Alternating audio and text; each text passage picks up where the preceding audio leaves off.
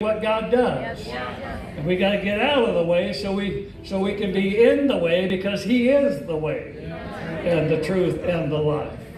Amen. And then we this other testimony. I just love this. I think it's kind of where we're headed right now, because we're headed into a realm of the supernatural into places we haven't entered into yet. We're in a new dispensation of revelation that's coming to the end time church that'll allow us to see what we've never seen, to hear what we've never heard, to begin to do the greater works, because we're in a greater season to do the greater works.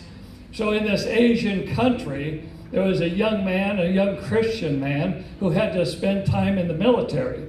So he went in to serve, and he loved Jesus and was always talking about Jesus. And the captain of his unit didn't like God at all.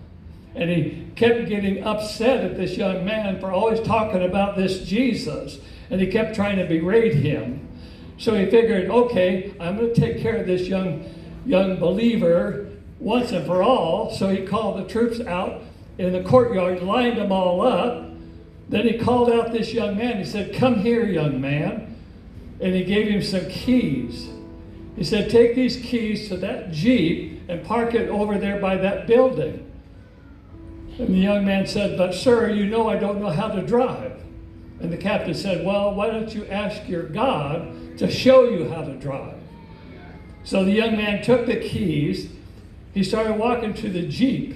He said, "Jesus, show me how to park that Jeep exactly where he told me to park it."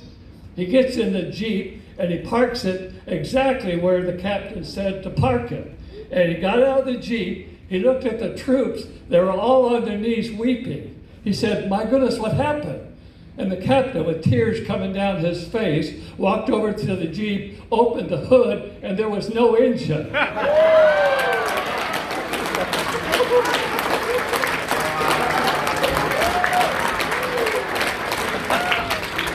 You see, when you're lacking an engine, you got God, and He can take care of your problem. Because all things are possible when you believe. Because that's the kind of God you have. Hallelujah.